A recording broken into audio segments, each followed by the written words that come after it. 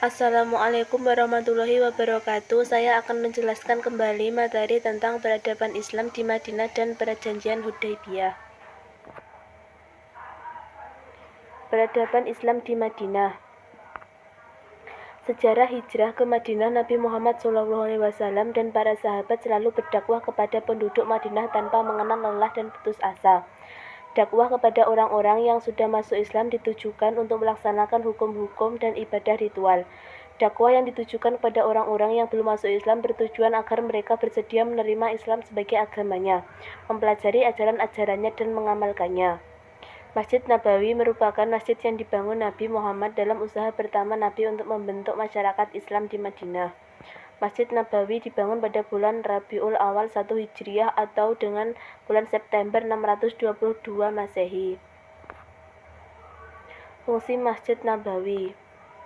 Fungsi masjid pada saat itu adalah sebagai sarana pembinaan umat Islam di Madinah, sebagai sarana pembinaan umat Islam di bidang akidah, ibadah, dan akhlak, menjadi sarana ibadah seperti sholat, puasa, dan lain-lain, serta ayat-ayat tentang ibadah dan hukum agama mulai turun di masa ini. Masjid juga menjadi tempat belajar agama Islam yang bersumber dari Al-Quran dan Al-Hadis, sebagai sarana tempat menyambung tali silaturahim antara kaum muslimin, sebagai sarana sosial, menjadi tempat bermusyawarah dan tempat menyusun strategi perang. Untuk membangun perekonomian rakyat sekaligus sebagai sarana dalam menyebarkan ajaran Islam, Nabi Muhammad SAW dan para sahabat mendirikan pasar yang lokasinya tidak jauh dari Masjid Nabawi. Pasar yang dibangun dimaksudkan sebagai langkah untuk mendidik umat bagaimana ajaran Islam mengatur roda perekonomian dengan begitu adilnya. Pasar tersebut telah merubah sistem pasar Yahudi yang ada pada saat itu. Dengan kehadiran pasar yang menganut sistem perekonomian Islam disambut hangat oleh masyarakat Madinah karena mampu menyuguhkan sistem perekonomian yang menguntungkan semua pihak jauh dari riba dan keserakahan. Pasar Madinah inilah yang kemudian menjadi urat nadi perekonomian negara Islam yang pertama yang berpusat di Madinah. Nabi Muhammad SAW dalam hijrahnya ke Madinah juga mempersaudarakan kaum Muhajirin dan kaum Ansor. Kaum Muhajirin adalah orang-orang Islam dari kota Mekah yang juga ikut berhijrah ke Madinah bersama dengan Nabi Muhammad SAW. Sedangkan kaum Ansor adalah kaum yang menerima kedatangan umat Islam di Madinah. Beliau mempersaudarakan kaum Muhajirin dan kaum Ansor agar mereka dapat saling membantu dan mengasihi satu sama lain.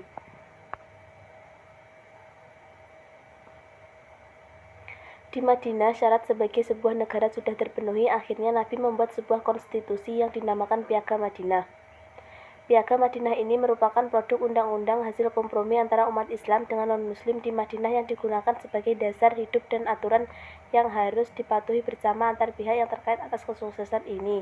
Piagam Madinah dijadikan sebagai dasar toleransi beragama. Inilah yang menginspirasi umat Islam hari ini untuk tetap menjaga toleransi umat beragama.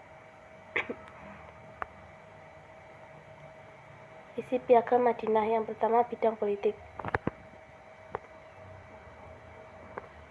Nabi Muhammad SAW menyelesaikan semua masalah masyarakat Madinah berasaskan semangat musyawarah dan berlandaskan keadilan. Yang kedua, bidang agama. Rakyat Madinah bebas memilih dan mengamalkan agama masing-masing. Selain itu, mereka perlu menghormati agama yang dianut oleh individu yang lain. Yang ketiga, bidang sosial. Setiap individu mempunyai tanggung jawab yang sama terhadap negara Madinah. Yang keempat, bidang perundangan. Undang-undang Islam dilaksanakan secara menyeluruh, menjadikan cara hidup lebih tersusun dan diterima ramai.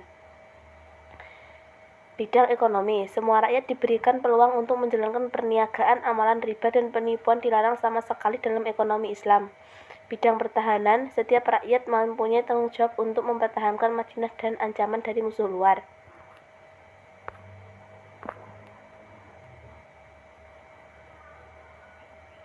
Kedudukan Yahudi, mereka mempunyai hak yang sama dengan anggota masyarakat yang lain untuk menikmati dan kebebasan di Madinah. Perjanjian Hudaybiyah. Perjanjian Hudaybiyah adalah sebuah perjanjian yang diadakan di wilayah Hudaybiyah, Mekah pada Maret 628 Masehi. Hudaybiyah terletak 22 km arah barat dari Mekah menuju Jeddah. Sekarang terdapat Masjid Ar-Ridwan. Nama lain Hudaybiyah adalah Asi Sumaisi yang diambil dari nama Asi Sumaisi yang menggali sumur di Hudaybiyah. Awal mula terdapatnya sejarah perjanjian Hudaybiyah yakni ketika Nabi Muhammad SAW mengizinkan kaum muslimin untuk mengadakan perjalanan ke Mekah. Perjalanan tersebut bertujuan untuk melaksanakan ibadah haji. Hal ini disambut gembira oleh kaum muslim di Madinah. Kira-kira sebanyak 1.000 orang mulai berangkat menuju Mekah pada tahun 6 Hijriah atau 628 Masehi. Demi menghilangkan prasangka kaum Quraisy Mekah, maka Nabi pun melarang kaum muslimin untuk membawa senjata, kecuali binatang kurban dan pedang untuk memotong binatang. Selain itu, kaum muslimin hanya diperbolehkan mengenakan pakaian ihram.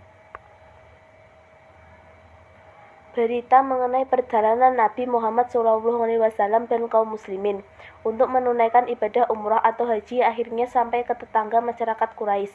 Kaum Quraisy mulai menyiapkan pasukan sekitar 200 orang di bawah pimpinan Panglima Khalid bin Walid untuk menghalangi Nabi dan mengikutnya masuk ke Mekah.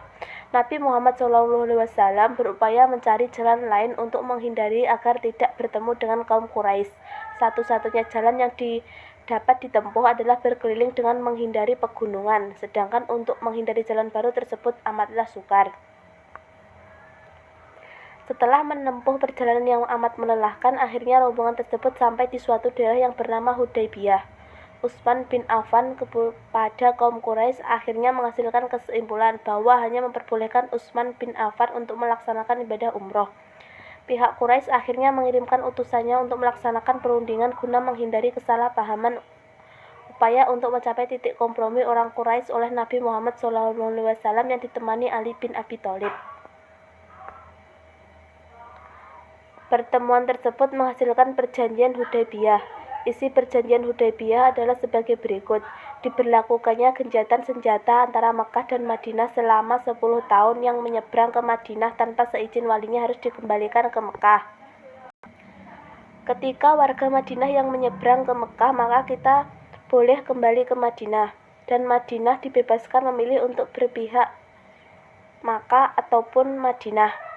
Nabi SAW dan pengikutnya harus meninggalkan Mekah, tetapi diperbolehkan lagi ke Mekah. Setahun setelah perjanjian itu, mereka akan tetap dipersilahkan hingga selama 3 hari, dengan syarat dan hanya membawa pedang dalam sarungnya.